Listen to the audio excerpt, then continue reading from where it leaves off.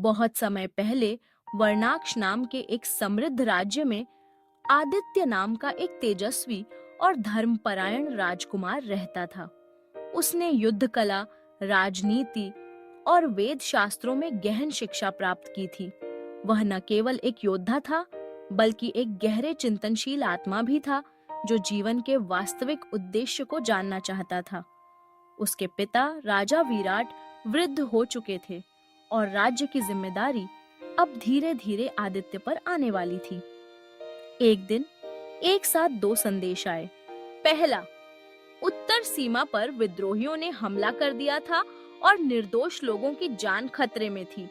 दूसरा, पूर्व दिशा के एक प्रसिद्ध आश्रम से, जहां आदित्य के आध्यात्मिक गुरु अंतिम समय में थे और उन्होंने राजकुमार को अंतिम दर्शन के लिए बुलाया था। दोनों संदेश अत्यंत महत्वपूर्ण थे। एक ओर जनता का रक्षण, दूसरी ओर जीवनदाता गुरु की अंतिम सेवा। राजकुमार गहरे द्वंद्व में पड़ गया। आदित्य महल के उद्यान में जाकर एक पीपल के वृक्ष के नीचे ध्यानस्थ हुआ। उसी क्षण उसके सामने प्रकट हुए भगवान श्री कृष्ण एक मधुर मुस्कान के साथ।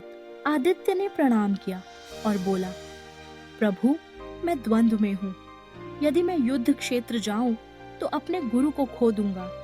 यदि मैं गुरु के पास जाऊं तो सैकड़ों लोगों की जान जोखिम में होगी। मेरा धर्म क्या है? श्री कृष्ण ने शांत स्वर में उत्तर दिया, हे राजकुमार, यह द्वंद्व नया नहीं है।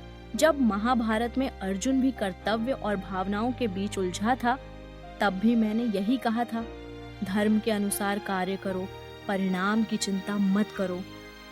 तुम्हारे मन का मोह तुम्हें रोक रहा है, लेकिन सच्चा योगी वही है जो कर्म करता है, फल की इच्छा से रहित होकर। श्री कृष्ण के वचनों ने राजकुमार के भीतर शांति भर दी। उसने अपने गुरु के पास एक संदेश भेजा, जिसमें उन्होंने उनकी दी हुई शिक्षा के प्रति कृतज्ञता व्यक्त की और विनती की कि वे शांतिपूर्वक प्रस्थान करें।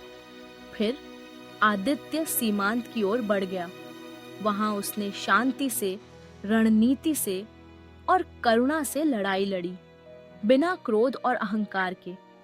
उसने विद्रोह को रोका, लोगों की जान बचाई और रक्तपात को न्यूनतम रखा।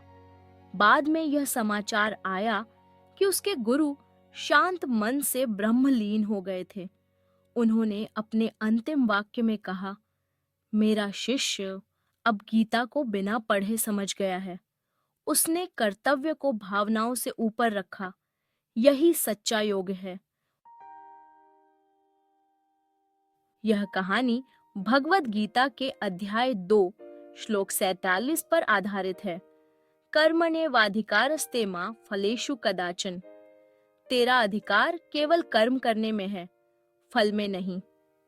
शिक्षा, जब जीवन में ऐसे निर्णय आए जहां दोनों विकल्प सही लगे, तब भावनाओं या स्वार्थ से नहीं, बल्कि धर्म और व्यापक हित को ध्यान में रखकर निर्णय लेना चाहिए। निष्काम कर्म और ईश्वर में समर्पण ही जीवन का सत्य मार्ग है।